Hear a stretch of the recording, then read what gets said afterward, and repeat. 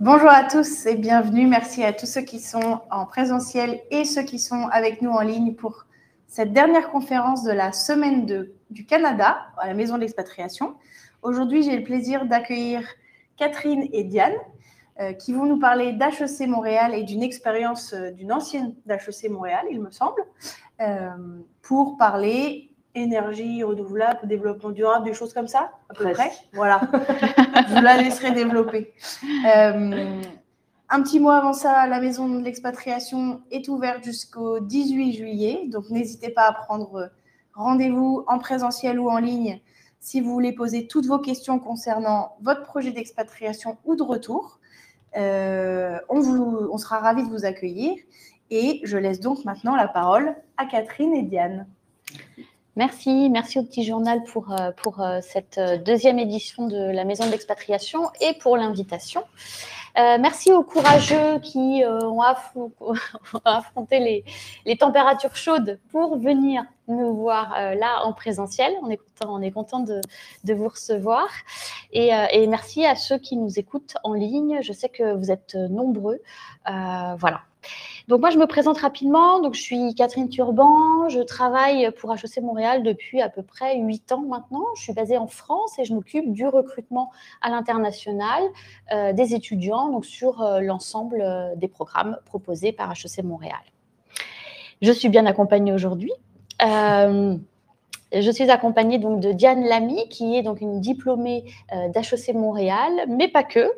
Est-ce que tu veux te présenter rapidement, Diane? Oui, plus expansivement par la suite, mais c'est ça. Moi, j'ai diplômé du BAA, donc baccalauréat, d'HEC Montréal en 2017, ce qui commence à faire un petit moment.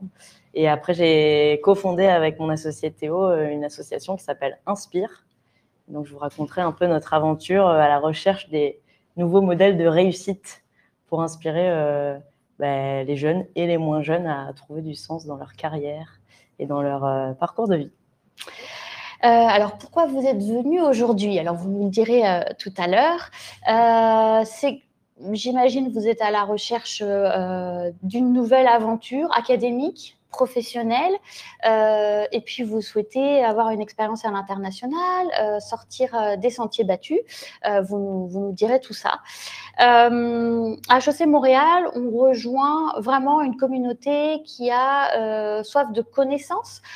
C'est 150 programmes qui sont proposés entre le premier cycle jusqu'au deuxième cycle.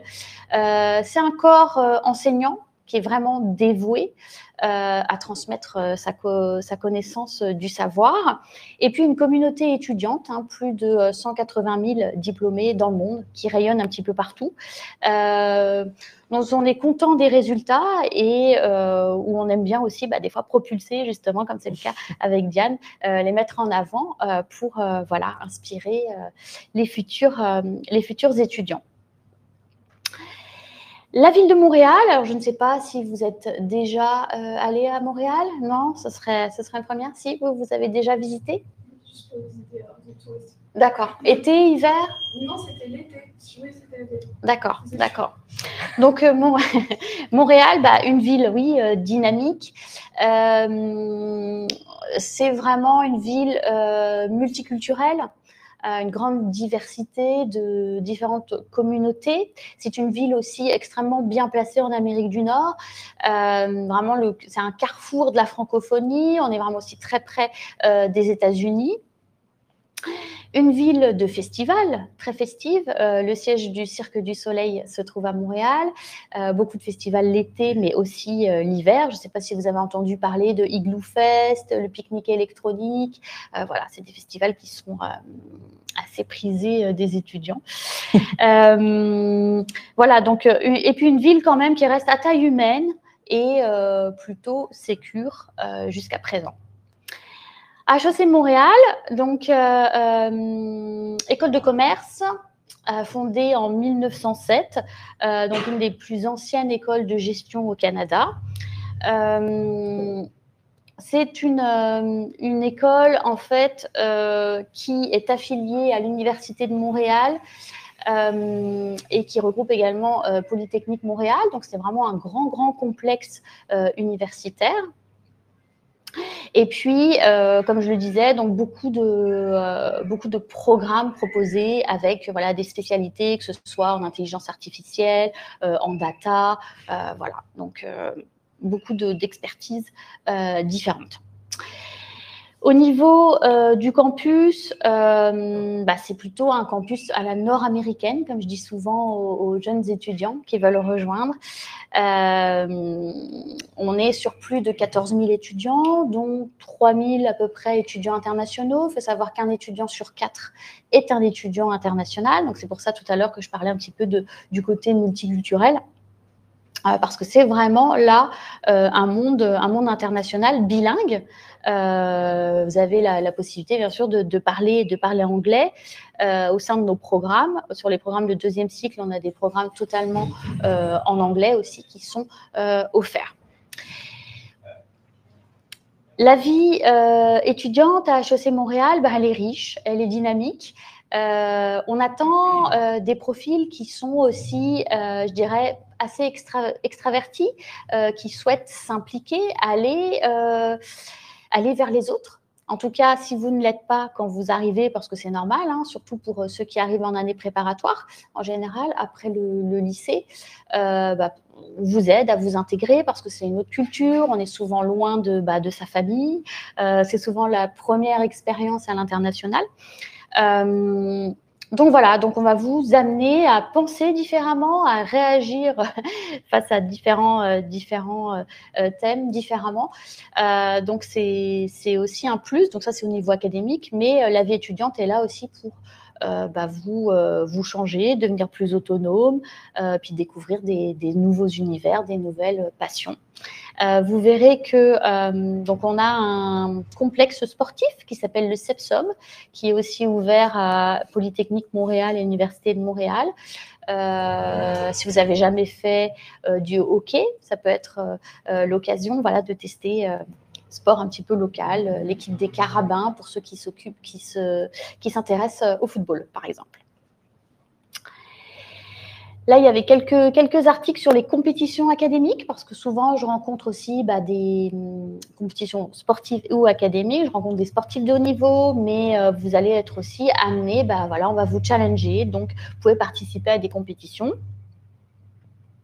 On a pas mal d'étudiants qui gagnent des prix, et puis ensuite, cela déclenche des bourses. Voilà, donc c'est toujours être intéressant. La dernière note sur HEC Montréal, c'est qu'il faut, je voulais mettre l'accent sur le côté éco-responsable, engagé. On a une direction de la transition durable, puisque aujourd'hui c'est devenu un des défis prioritaires. Donc il y a des cours en fait qui sont donnés dès notre programme du baccalauréat en administration des affaires, qui correspond au programme de bachelor, où là on essaye de vous sensibiliser à ces questions-là. Diane en parlera un petit peu plus davantage tout à l'heure, mais voilà, il y a un service qui a été ouvert avec une direction et pas mal de projets qui se déclinent sous différentes façons. On est à Montréal, donc on est au Québec. Les questions de diversité, équité, inclusion sont aussi pas prises à la légère. Il y a beaucoup de formations, de sensibilisation qui sont faites pour lutter contre le harcèlement et l'exclusion.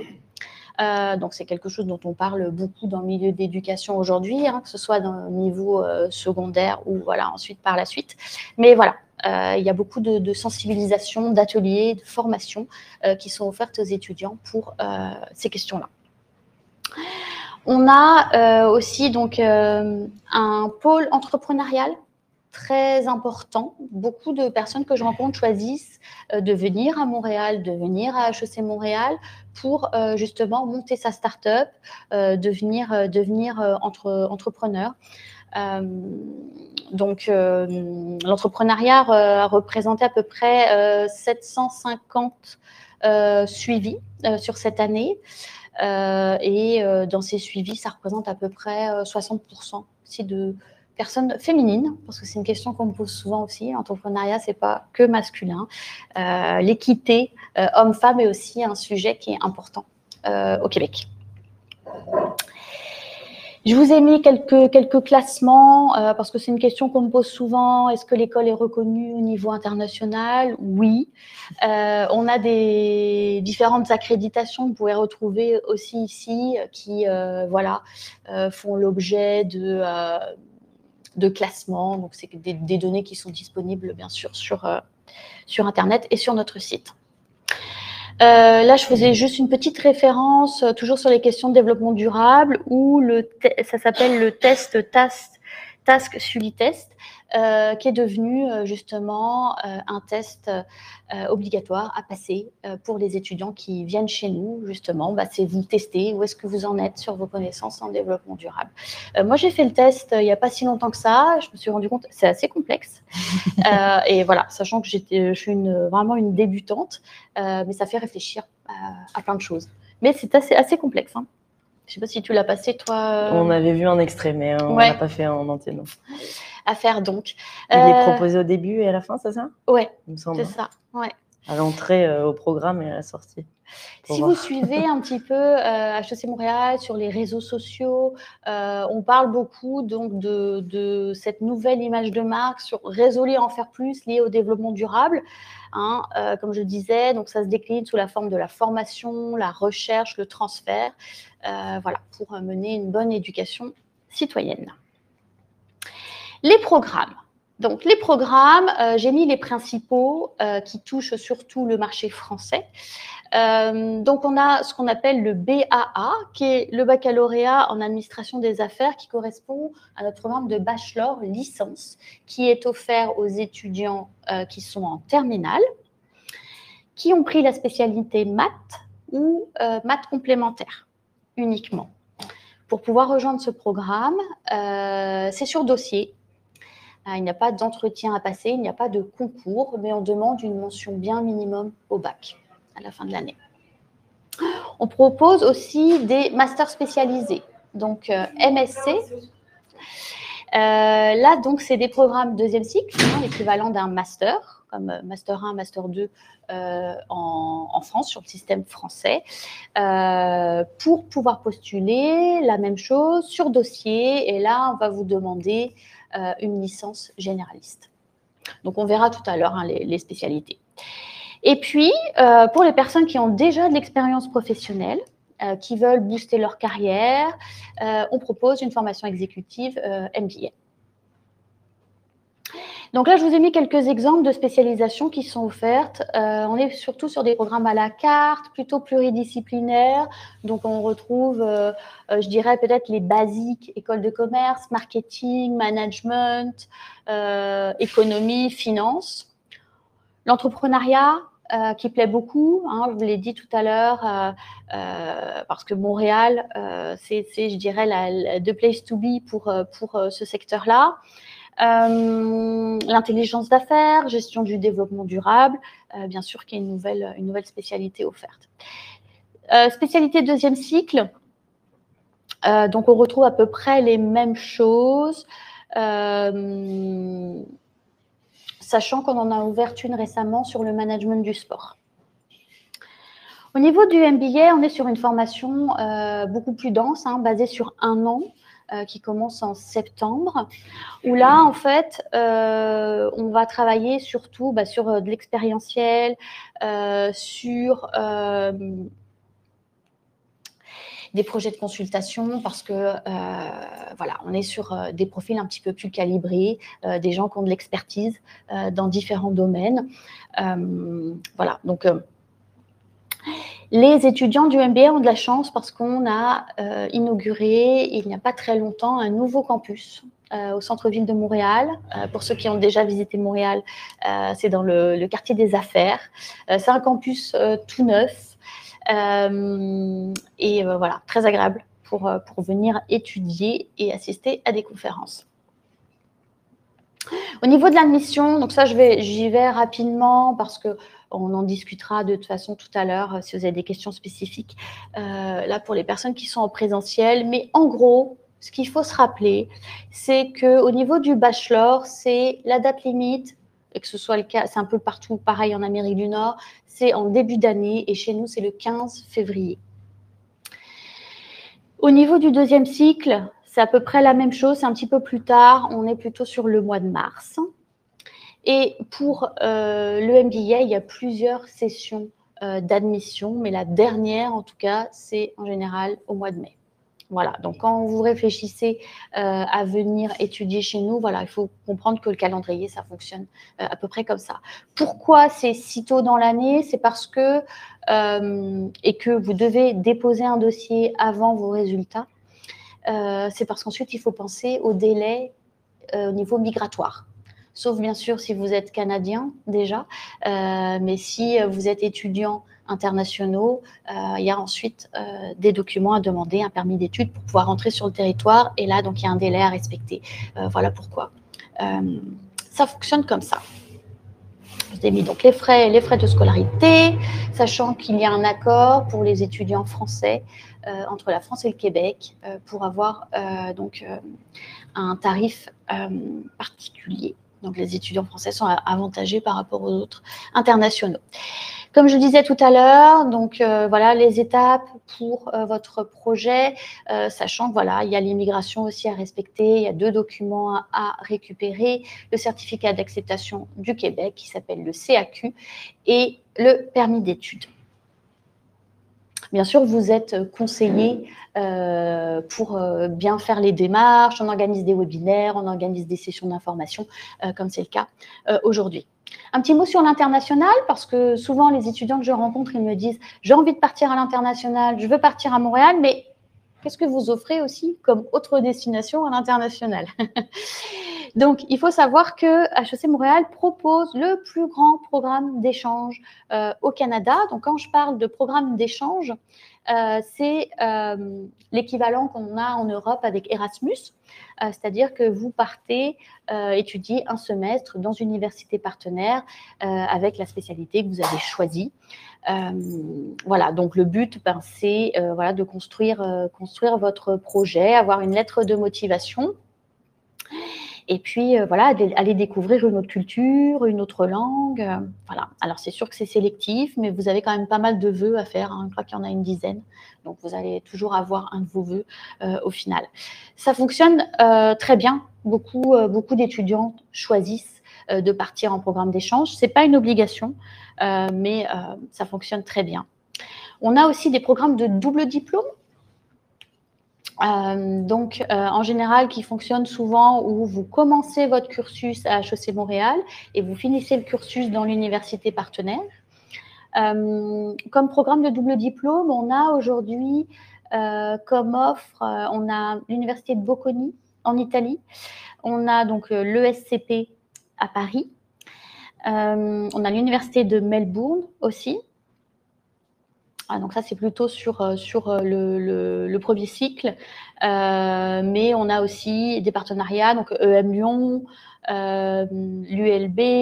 Voilà, donc ça évolue un petit peu chaque année. Donc voilà, donc je vous ai mis, de toute façon, on vous enverra la présentation et je vous ai mis les adresses de contact si vous souhaitez développer sur ces questions-là. École d'été aussi.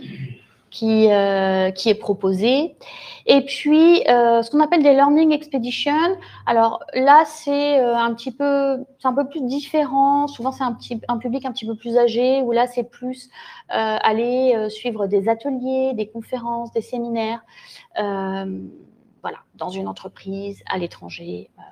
Donc, vraiment une offre vraiment diverse, que ça va du programme d'échange, double diplôme, ou alors, je dirais presque comme des stages un petit peu spécifiques pour vous former. Donc, un grand choix sur l'international. Voilà, donc une adresse de contact assez facile à retenir, donc aide@hec.ca et ensuite, bien sûr, c'est redirigé vers les bonnes personnes pour vous répondre. Donc, moi, je vous reviens tout de suite. Je vais laisser la parole à Diane pour qu'elle parle un petit peu de son parcours. Et puis, voilà, on va continuer comme ça. J'ai mis un petit QR code, mais on le remettra de toute façon tout à l'heure. Il y a quelques brochures là, ici, pour les personnes qui sont en présentiel. Et puis, vous pouvez nous suivre, bien sûr, sur les réseaux sociaux sous Activités internationales et mobilité étudiante. Est-ce que vu que vous êtes en comité restreint, vous voulez nous dire un peu les programmes qui vous intéressent? Peut-être à main levée, BA pour le premier cycle, ouais. Magnifique. Plus la maîtrise. La maîtrise. Enfin, le master.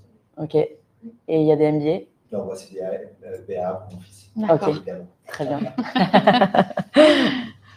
Très bien. Du coup, je prends possession du fameux clicker. Donc, j'ai été présentée déjà par 2 fois, mais donc, je m'appelle Diane Lamy. Je suis ici en l'absence de mon associé et ami Théo, avec qui j'ai cofondé il y a 4 ans maintenant l'association Inspire, et avec qui on est parti mener une grande aventure que je vais vous expliquer par la suite. Et on est très content de collaborer avec HEC Montréal, puisque c'est notre école de cœur dont on a diplômé en 2017, comme je le disais, du coup pour notre cas du baccalauréat, donc du BA. On en a été ravis et on est encore plus ravis aujourd'hui de continuer nos liens avec cette université parce que on vient accompagner HEC aussi à infuser un peu plus ces nouveaux récits de développement durable, de monde plus juste, plus engagé. Et on essaye, nous, en partageant notre aventure, mais aussi notre expérience, de venir motiver les futures cohortes, les futurs étudiants à utiliser toutes les connaissances, les compétences qu'ils vont développer pendant leur parcours d'études pour justement les mettre au service de la construction du monde de demain. Et donc, on a un parcours un peu atypique. Et je vous demande, puisque vous êtes là, est-ce que vous pourriez deviner quel est le métier que l'on a créé avec Théo d'après cette photo? Allez-y. Hein. Faire du voyage à vélo avec des gens qui se sont intéressés par... qui veulent aussi faire du voyage à vélo. Ouais, on a une bonne piste. Des vlogs. Des vlogs, ouais. En effet, petit indice supplémentaire derrière la caméra. Et donc, c'est un mélange de ces 2 disciplines, puisque avec Théo, on a créé un boulot qui s'appelle le slow reportage. On a trouvé ce titre au fur et à mesure de nos pérégrinations. Mais donc, on est parti pendant 3 ans parcourir le monde en mobilité douce, donc en slow travel, à vélo et à la voile. Le but était de prendre l'avion le moins possible, voire pas du tout. Et on a parcouru 2 continents, donc on est allé explorer l'Europe et par la suite l'Amérique centrale et l'Amérique du Sud pour aller à la rencontre d'humains inspirants, des femmes, des hommes, des jeunes, des moins jeunes, qui justement utilisent leurs talents et leurs compétences pour construire l'avenir à travers une palette d'industries hyper variées. On s'est intéressé aux énergies, à l'agriculture, à l'habitat, au textile et aussi aux mobilités ou à l'alimentation. Donc, on est vraiment allé fouiller assez large pour voir comment on réinvente finalement la réponse à nos besoins fondamentaux, mais en le faisant de manière durable.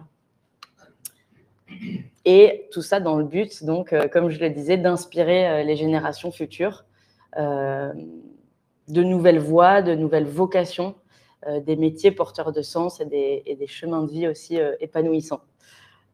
C'est important. Donc, le lien n'est pas forcément évident avec notre école de commerce. Aux grandes dames de nos parents, nous n'avons pas suivi le parcours classique. Alors, que fait-on ici? Eh bien, justement, avec Théo, notre histoire, notre collaboration, elle a commencé de l'autre côté de l'Atlantique. Ah, il me manque une photo, mais bon, c'était sensiblement la même. On s'est rencontrés, on est tous les 2 du sud-ouest de la France, mais on s'est rencontrés à Montréal pour nos études à HEC, justement. Donc, on s'est très vite trouvés pendant les intégrations et on est devenus meilleurs potes, puis colocs et aujourd'hui associés.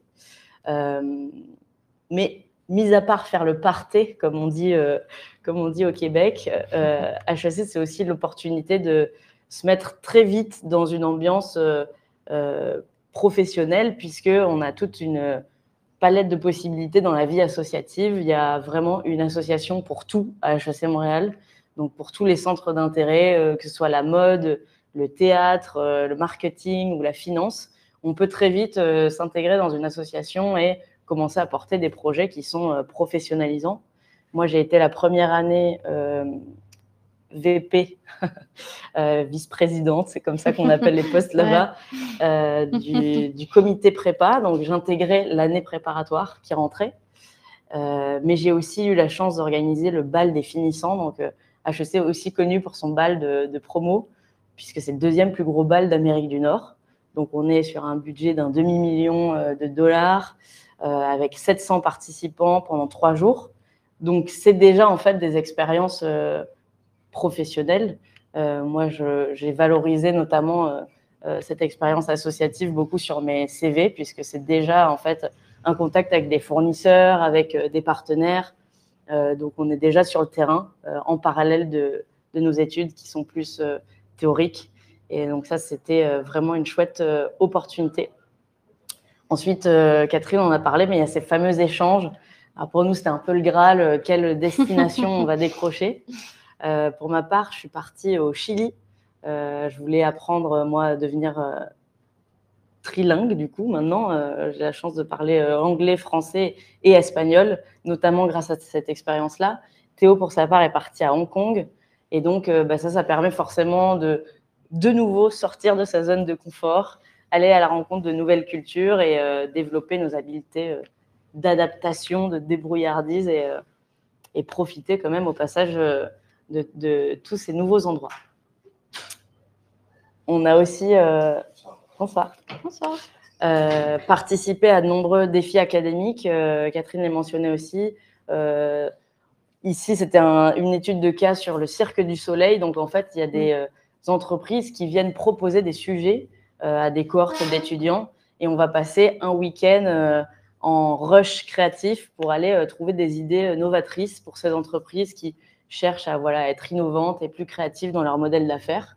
Et des fois, il y a des stages à la clé de ces compétitions de cas ou des bourses. Ce qui est hyper chouette, c'est quand l'entreprise va vraiment recevoir les recommandations et éventuellement implanter certaines des propositions qu'on a faites. Les programmes de bourse, il y a vraiment tout un panel d'opportunités de soutien financier, que ce soit à travers le programme d'échange. On peut recevoir une bourse Passeport pour le monde à l'époque, une bourse d'implication dans la vie associative. Moi, j'ai reçu une petite somme qui m'a aidé à acheter mon premier ordinateur à l'époque pour mon engagement dans la vie associative. Donc, c'est aussi des façons de valoriser cette implication qui n'est pas rémunérée, c'est du bénévolat, mais de pouvoir le faire valoir ensuite dans des programmes de bourse. Et puis après est venu le temps de se spécialiser.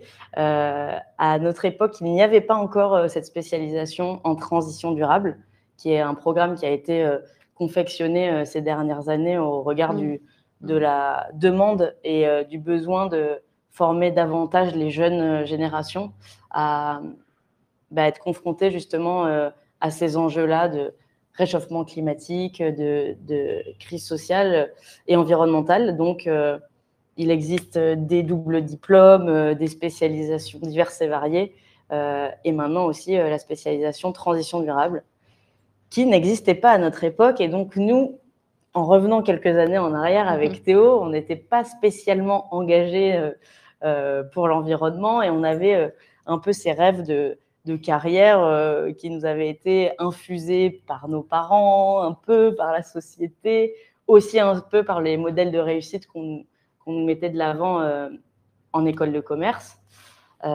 Et donc, pour ma part, avec ma spécialisation marketing, je m'imaginais travailler dans une grande entreprise avec une routine un peu sortie d'une série américaine. J'irais faire mon petit footing à Central Park le matin avant d'enfiler mon tailleur sur mesure et de partir traverser la ville pour aller prendre un brief client. Et je voyagerais partout dans le monde en première classe avec ce boulot rêvé. Et force est de constater que 10 ans plus tard, tout ne s'est pas passé comme prévu. Moi, j'ai quitté le marketing et le conseil pour le documentaire. Théo, sa Porsche rêvée pour un vélo de seconde main. Et pendant que nos potes achetaient des appartes à Londres, Madrid ou New York, nous, on a acheté cette super tente Quechua, 2 places, ultra light. Contre toute idée reçue, à la place d'entreprendre pour exploiter le vivant, nous, on a décidé d'entreprendre pour le protéger. Et aujourd'hui, on peut témoigner que notre expérience, elle vaut bien plus que le salaire du PDG de chez KPMG. J'espère qu'on n'a personne de chez KPMG, parce qu'après, on ne dénigre pas du tout. On se renseigne toujours avant Voilà. de faire la blague. Tout ça pour dire qu'après cette expérience, on s'est dit combien il faudrait nous donner pour revenir en arrière et ne pas partir, parcourir le monde à la recherche de ces nouveaux modèles d'inspiration. Et on s'est dit qu'il nous faudrait vraiment beaucoup pour nous enlever cette expérience incroyable qui a été très formatrice et inspirante, et aussi porteuse d'espoir, parce que je vais vous en partager quelques-uns, mais ces modèles-là qu'on a trouvés, on les a trouvés hyper séduisants et attrayants, et on s'est dit il suffirait de les connaître pour que les jeunes comme nous qui se posent des questions sur le sens à leur boulot et à leur vie puissent y avoir accès et s'en inspirer. Mais pour faire ce changement de cap, d'abord, il a fallu s'apercevoir que quelque chose clochait sur le chemin qu'on s'apprêtait à emprunter avec Théo, notre autoroute de la réussite, comme on aime bien l'appeler de temps en temps. Et pour ma part, cette première prise de conscience là, elle s'est passée dans le vide.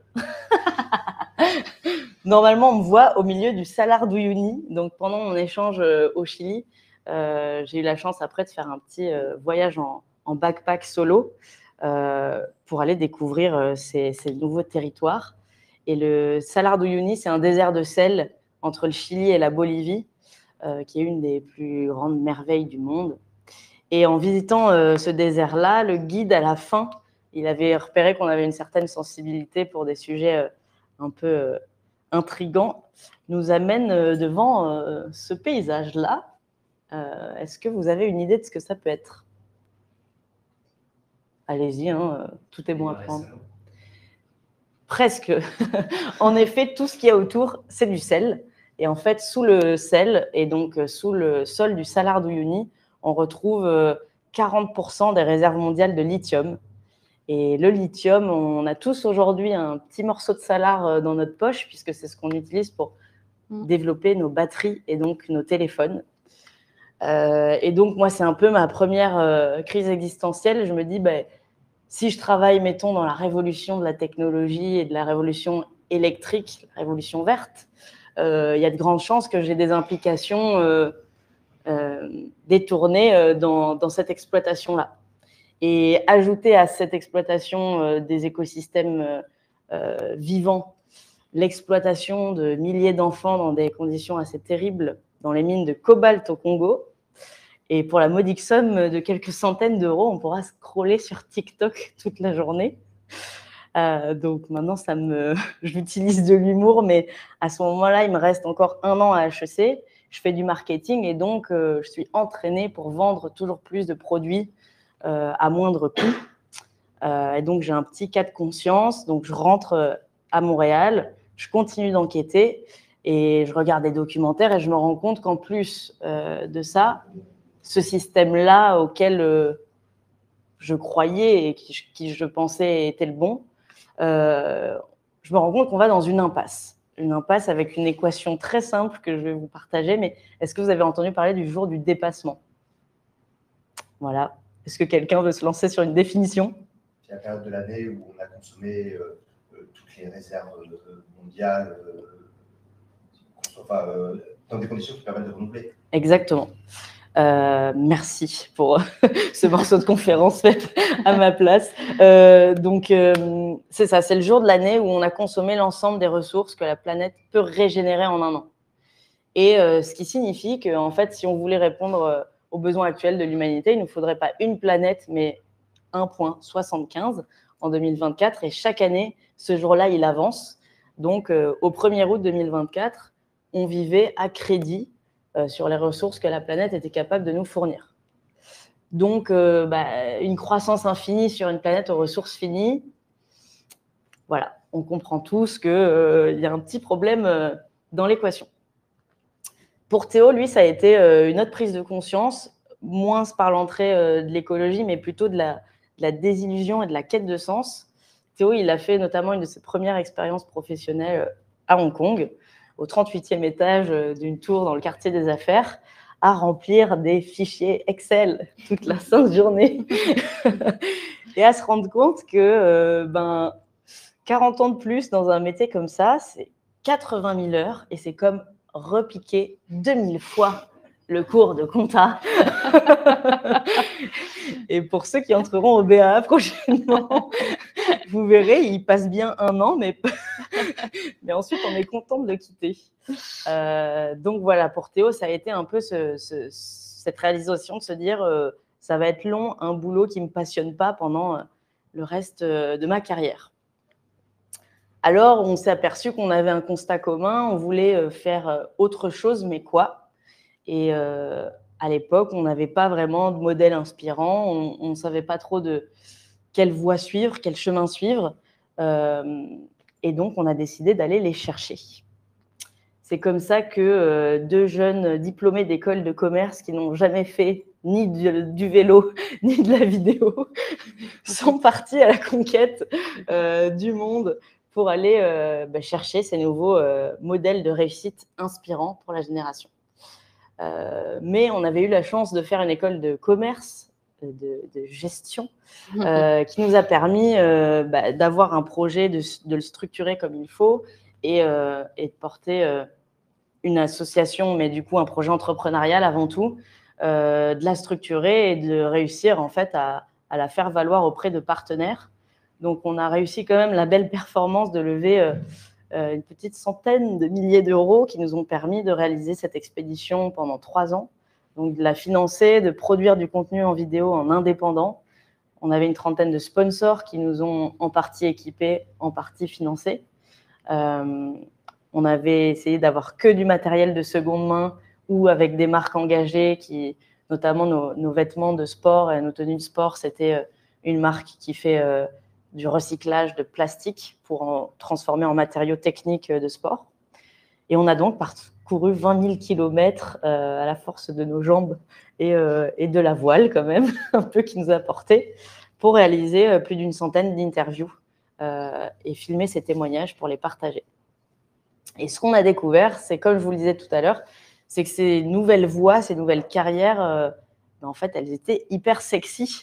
Alors, pourquoi s'en priver de les connaître et de poursuivre plutôt ces idéaux-là de cheminement? On a commencé notre expédition en France. On est parti de Montauban, puis on a remonté vers le nord de la France. Et première escale à Bordeaux, où on est allé rencontrer Laure Babin, qui est la fondatrice de Zeta, qui est la première marque de basket zéro déchet. Donc, tout est réutilisé. Ils ont notamment lancé la première paire de baskets avec du marc de raisin qui est utilisé pour faire du vin. C'était le petit clin d'œil à la région bordelaise. Aujourd'hui, c'est une entreprise qui cartonne. Elle a réussi une assez belle prouesse dans le milieu de la mode, puisque la fast fashion est assez conquérante également. On a continué notre route jusqu'à Paris, où on est allé filmer Max Delavallée, qui est un ancien alumni d'HEC aussi, un ancien copain de promo. Lui, il a fondé la plateforme spécialiste des créateurs et revendeurs de seconde main. Et aujourd'hui, il est aussi directeur de la chaire de mode circulaire. Et son entreprise est quand même évaluée à quelques millions d'euros. Donc, comme quoi, on peut aussi avoir un succès, disons, financier en adressant des sujets écologiques. On a filmé après ça plus d'une cinquantaine de projets en Europe avant de s'attaquer à la traversée de l'océan à la voile, parce qu'il a fallu traverser sans avion. On n'avait jamais mis le pied sur un bateau non plus, mais on a découvert qu'on pouvait faire du bateau stop, du voilier stop en l'occurrence. Et ça, c'est un autre bateau sur lequel on est monté, puisque c'est un projet qu'on a filmé également. C'est un voilier cargo. Il transporte des marchandises d'un bout à l'autre de l'océan, uniquement à la force du vent. Un peu plus loin, en arrivant au Mexique, on a fait la connaissance de Abel, Abel, lui, il a fait des études en communication et il a commencé à travailler pour une grande marque concurrente de Coca-Cola qu'on ne citera pas. Et en fait, il s'est rendu compte qu'il utilisait toute sa créativité pour designer des bonitas basuras, donc des jolis déchets, jolies poubelles, puisque les packaging qu'il créait, qu'il designait étaient jetés après utilisation du produit. Et il s'est dit, bon, on doit pouvoir utiliser notre créativité pour faire un peu mieux que ça. Et donc, il a créé la plus grande agence de communication pour porter les voix de ceux qui n'en ont pas. Donc, aujourd'hui, il accompagne tous les plus grands mouvements sociaux d'Amérique latine, y compris Sin Maíz No Hay País. Donc, c'est le mouvement pour empêcher les semences OGM d'intégrer les champs au Mexique. Mais il a aussi accompagné tous les travailleurs de foyer, tout ce personnel qui travaille un peu au black dans les foyers mexicains pour faire la cuisine, l'entretien, le jardinage. Toutes ces personnes-là qui n'avaient pas accès à la sécurité sociale, aujourd'hui, grâce à une campagne qu'il a accompagnée, c'est plus de 200 000 personnes qui ont eu accès à la sécurité sociale. Donc, voilà, des beaux projets en utilisant la communication comme un fer de lance social. On a continué notre route à travers l'Amérique centrale et puis on est arrivé en Colombie où on a fini notre expédition. Et on a fait la rencontre de Marcela qui a été élue parmi les 100 femmes les plus influentes au monde par la BBC. Marcela, elle était aussi dans l'administration avant. Puis elle a quitté cette carrière-là pour se consacrer à la préservation des derniers glaciers d'Amérique centrale et d'Amérique du Sud. Et donc, elle porte un projet de reforestation des écosystèmes de haute altitude qui permettent en fait de garder l'humidité, donc la fraîcheur, et de préserver tant que faire se peut les derniers glaciers qui perdurent, dont en fait toutes les populations dépendent pour avoir accès à l'eau majoritairement. Voilà son projet à Marcela. Et des profils comme ça, on en a rencontré, comme je vous le disais, une centaine dans toutes les industries, dans tous les univers. Et ça nous a prouvé qu'il y avait vraiment tout à réinventer, finalement. Ce n'est pas que des fois le développement durable semble un peu nébuleux, on se demande ce qu'on met derrière ce terme-là. Mais en fait, c'est toutes nos actions de la vie de tous les jours, toutes nos industries qui aujourd'hui ont besoin de force vive et de cerveau, d'esprit créatif pour aller porter et mener à bien des projets. Un des constats qu'on a fait aussi avec Théo, en ayant nous fait une école de gestion et de commerce, c'est que souvent, il y a des visionnaires, il y a des gens qui ont un projet, qui ont une vision, qui ont une cause à cœur, mais ils n'ont pas les compétences nécessaires pour mener à bien leur projet. Des compétences de marketing, de communication, de logistique. Et tous, le témoignage qu'ils font, c'est qu'ils auraient rêvé d'avoir dans leur équipe des jeunes formés comme nous à toutes ces disciplines-là. Et donc, on s'est dit, il y a un pont forcément à faire entre des jeunes diplômés qui cherchent du sens à leur travail et des visionnaires qui ont des projets porteurs de sens, qui cherchent à avoir main forte pour mener à bien leur vision. Et ce qu'on s'est aperçu aussi, c'est que finalement, avoir un métier qui défend une cause qui nous touche à nous, c'est pas seulement mieux pour la société ou pour l'environnement, c'est aussi très bon pour notre propre épanouissement et notre bonheur. Et c'est le témoignage que nous ont fait tous ces entrepreneurs à impact. Et c'est le témoignage aussi qu'on porte aujourd'hui avec Théo. Et donc, on est fiers de collaborer avec HEC puisqu'on essaye à travers différents événements de venir diffuser ces nouveaux modèles de réussite dans lesquels HEC croit, on espère. Et nous, on est convaincus que les sujets d'impact, qu'ils soient social, environnemental, ont toute leur place dans les universités de commerce, mais aussi d'ingénierie, et que plus tôt on s'y prend, mieux ça nous permet de se projeter dans un avenir où on mettra nos talents au service du monde de demain. Et vous pouvez ensuite découvrir tout ce qu'on a porté avec Inspire comme reportage sur notre chaîne YouTube. Donc, vous serez redirigé après sur tous les contenus qu'on a créés. On a une web-série qui s'appelle Des clics et des claques et qui donc partage nos plus grandes claques d'inspiration pour générer des déclics auprès du public. Et désormais, le micro est à vous, puisqu'on est là pour répondre à tout type de questions. Mais merci d'avoir écouté avec attention cette histoire. Sur les questions sur ta conférence. Ok. Et après, on reviendra aux questions. Ouais. Ok, tu Merveilleux. t'expliques. Est-ce que je peux récupérer ton micro comme ça ils peuvent nous entendre? Oui, bien sûr. Du coup, ok. Donc, je ne sais pas si vous en avez en ligne, mais Pour, pas pour la tienne, pour l'autre, très bien. mais je Avez-vous des questions, des curiosités? Ça peut être sur n'importe quoi. Oui. C'est une question un peu bête, mais vous avez fait combien de pays au total? J'ai essayé de calculer avant de venir. Je crois qu'on en a fait 22. Voilà. Certains plus que d'autres. On a passé 6 mois au Mexique parce que en fait, chaque État du Mexique est presque un nouveau pays, quoi, et que c'est hyper long à parcourir. Puis au début, on allait encore assez vite pour des slow reporters.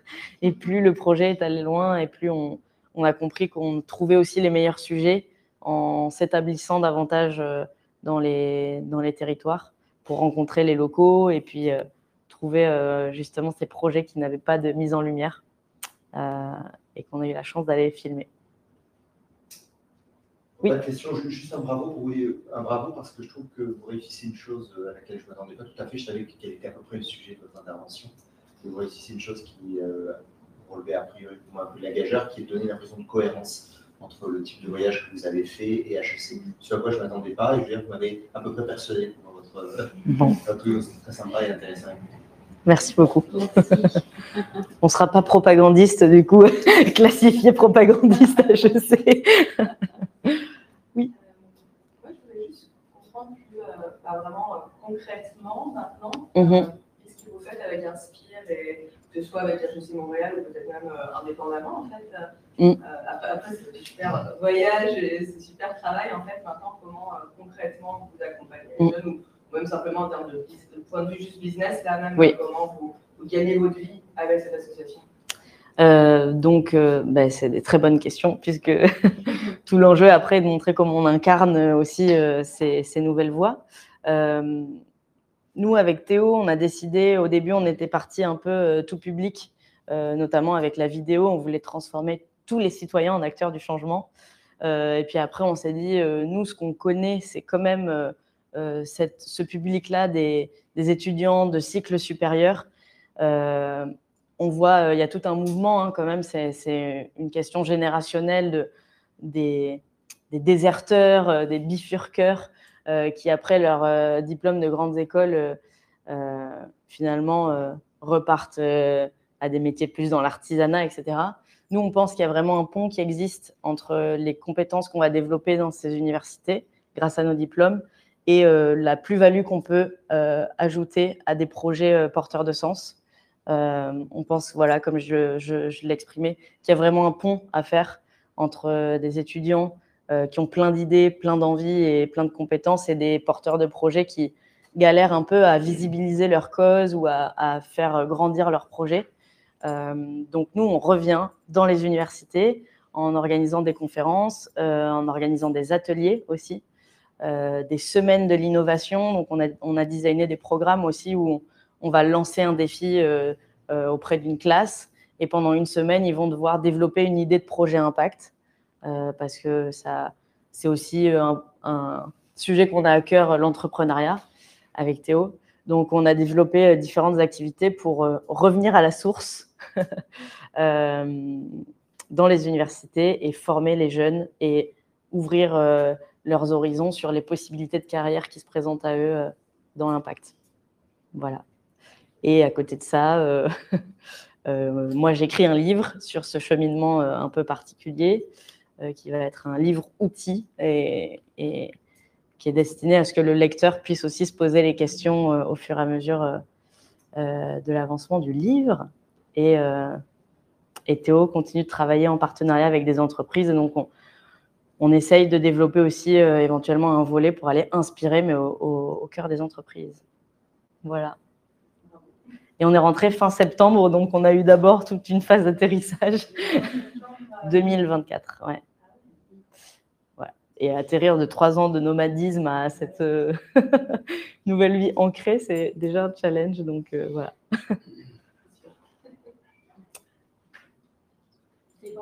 Oui. Pendant ces 3 ans, vous avez trouvé que les entreprises prenaient quand même la question de la durabilité un peu plus sérieusement, ou est-ce qu'on est toujours dans le greenwashing pour certains? Alors en plus, j'ai un avis assez particulier sur la chose parce que moi, avant de partir pour Inspire, je travaillais dans le conseil en stratégie de développement durable. Donc, je bossais dans une agence qui accompagne les entreprises à transformer leurs pratiques et leur modèle d'affaires pour être plus vertueuses. Donc, je dirais qu'il y a un peu de tout. Il y a des vraies volontés qui sont portées par des vrais humains, en fait, qui ont à cœur de faire évoluer leurs pratiques. Et il y a de la réglementation qui, heureusement, vient un peu accompagner ce mouvement-là. Donc, les entreprises sont obligées de se poser la question maintenant, de plus en plus. Et il y en a qui annoncent de grands changements et ne font pas la moitié des changements annoncés. Donc, forcément, c'est une opportunité business aujourd'hui pour les entreprises de se verdir, de faire du greenwashing. Mais j'ai envie de dire presque heureusement que c'est cette tendance-là qui est à la mode plutôt que l'inverse. ça fait petit à petit bouger les lignes, quoi. Pas assez vite. C'est bien ça le problème. Et c'est pour ça aussi que tous ces jeunes qui diplôment, qui sortent d'école, vont être les prochains porteurs de ces idées-là. Donc, c'est important que ce soit infusé dès les études, avant même de choisir sa spécialisation et porté par eux après. Merci Diane. On va passer à quelques questions pour HEC Montréal en général. On va prendre d'abord celle en ligne. Alors, première question, est-ce qu'en sortant du bachelor avec année de prépa 4 ans, la correspondance permet d'entrer en Master 2? Non, c'est l'équivalent d'un bachelor, comme je disais tout à l'heure, donc licence, premier cycle. Donc, vous pouvez rejoindre un master, mais ça sera Master 1. Ok. Et dans la continuité, est-ce qu'un étudiant de 3e année d'école de commerce en France, oui, après 2 ans d'année de prépa commerce, peut intégrer l'école en master? Alors, je suis perdue là. D'avoir commencé en France, oui, et d'intégrer en master à Montréal? Oui, bien sûr, oui, si la personne est diplômée d'un bachelor, oui, il n'y a pas de souci. Ensuite, nous avons des questions plutôt. Y a-t-il des programmes 100% anglophones? Alors, pas sur le premier cycle. Le baccalauréat en administration des affaires, donc ça c'est le bachelor, il est proposé en bilingue avec l'anglais, mais il ne sera pas tout en anglais. Il faut avoir un niveau intermédiaire en français de toute façon pour pouvoir rejoindre le programme. Donc non. Par contre, on a des MSc qui sont enseignés tout en anglais. Donc ça plutôt 2e cycle. Et ensuite, on a des questions plutôt logement. Est-ce que, une fois qu'on a été intégré au BAA, est-ce que c'est facile de trouver un logement? Ou comment sont les accès aux résidences universitaires et à quel coût? Oui. Alors, à partir du moment où, si on repense un petit peu tout à l'heure quand j'ai parlé du calendrier d'admission, vous déposez votre dossier avant le 15 février de l'année en cours. Donc là, par exemple, si vous êtes en réflexion, si vous êtes en première, et vous dites, bon, l'année prochaine, je suis en terminale, donc au 15 février 2026, j'aurai déposé mon dossier pour HEC Montréal. Là, en fait, à partir de cette période-là, on va vous proposer, pour les personnes qui sont en terminale, étudiants internationaux uniquement, de rejoindre, si cela vous intéresse, notre résidence étudiante qui s'appelle la résidence Darlington. Vous pourrez regarder, et puis je pourrais peut-être la rajouter dans la présentation, le lien, qui est la résidence pour les étudiants d'HEC Montréal. Donc, vous avez cette possibilité-là donc de vous inscrire à la résidence. Bien sûr, comme je le disais, on a beaucoup d'étudiants internationaux, donc il n'y a jamais assez de place pour tout le monde. Il y a une liste d'attente. Et ce qui fait que vous vous inscrivez et si vous êtes sur liste d'attente, vous avez de toute façon une réponse en général qui tombe au moment où vous devenez admis, c'est-à-dire que au moment des résultats du baccalauréat, si vous avez la bonne mention, la mention bien, au bac, donc vous êtes admis chez nous. Si vous étiez, vous avez postulé pour la résidence, vous avez la chambre et tout est bon. Si jamais vous êtes sur liste d'attente, il y a toutes les personnes qui ont fait un autre choix ou les personnes qui n'ont pas la bonne mention qui vont se désister. Donc, des places supplémentaires vont être proposées. Souvent, et c'est vrai que la question du logement, c'est quand même une question assez stressante pour les parents. Parce que souvent, c'est un engagement quand même sur 4 ans. C'est long. Et puis la question du logement, elle est plus qu'importante. Surtout si on n'a pas d'amis ou on n'a pas de famille sur place. Donc, on propose aux étudiants, on a un partenariat avec l'université de l'UDM, l'université de Montréal, qui peut bien sûr nous proposer des chambres chez eux. Et puis sinon, on fait appel aussi à un partenaire privé avec qui on collabore pour pouvoir proposer aussi un autre éventail aux parents. Il faut savoir aussi qu'on a un service de la communauté étudiante qui, en gros, va vous proposer des webinaires sur cette période de l'année, justement, pour vous aider à trouver un logement. Donc, et puis, il y a un groupe Facebook aussi des parents qui est offert pour les étudiants qui sont admissibles au programme, où là, il y a des petites annonces. Il y a pas mal de petites annonces d'ailleurs en ce moment parce que c'est la période où les étudiants déménagent, partent. Donc voilà, il y a plusieurs solutions possibles.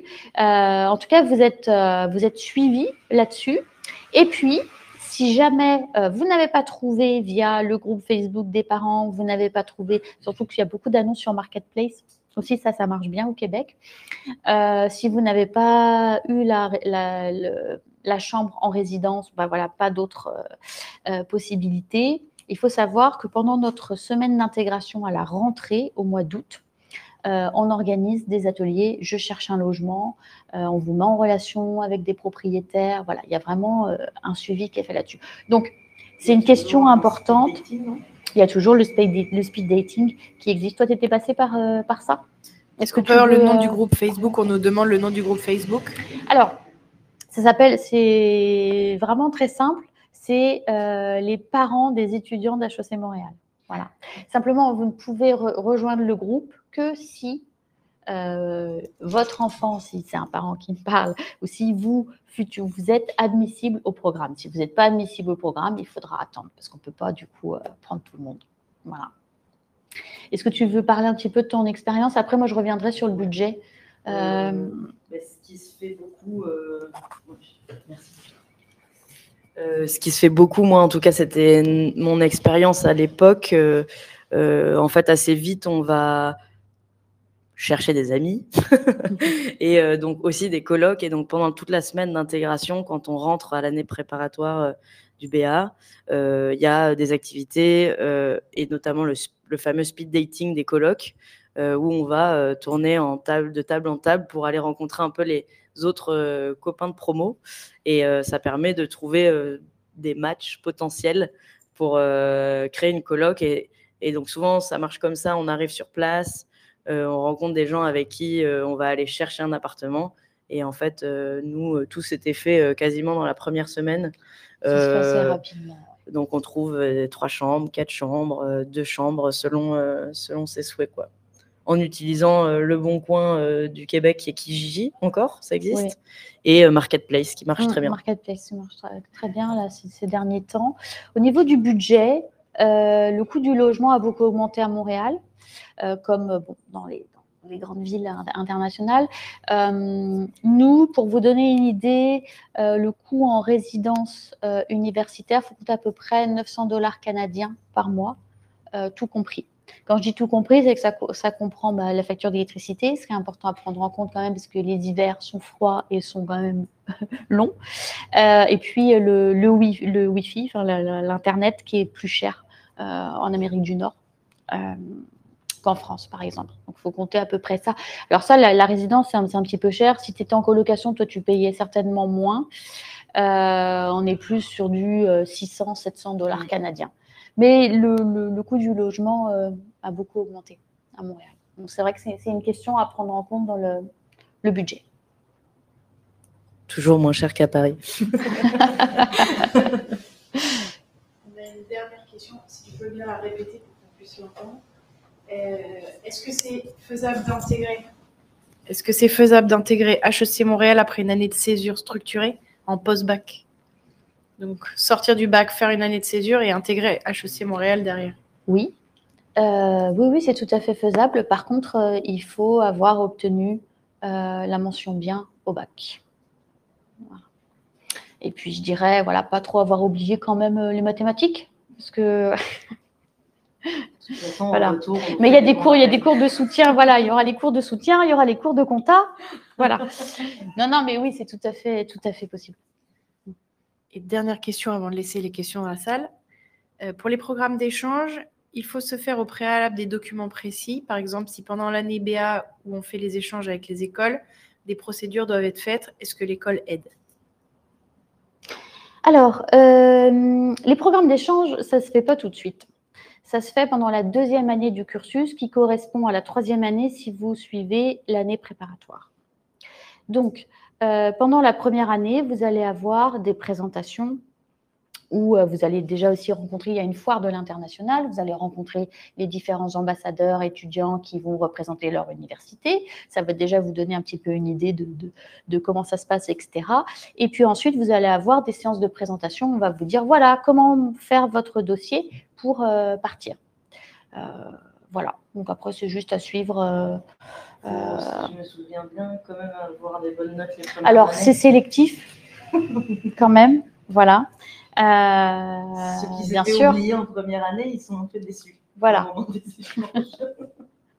Donc oui, le relevé de notes, de toute façon, sera pris en compte. Mais je dirais que la personnalité aussi de la personne, savoir se vendre, savoir expliquer sa motivation, être convaincant. Non, c'est un bon exercice. Hein. C'est comme un entretien d'embauche avec voilà, autre chose à la clé, bien sûr. Mais bien sûr, on vous explique comment faire tout ça. Ouais. Est-ce que si on a des questions, on peut écrire à aide@hec.ca? Tout à fait. Voilà. On n'a donc plus de questions en ligne. On va couper le live. On vous remercie de nous avoir suivis.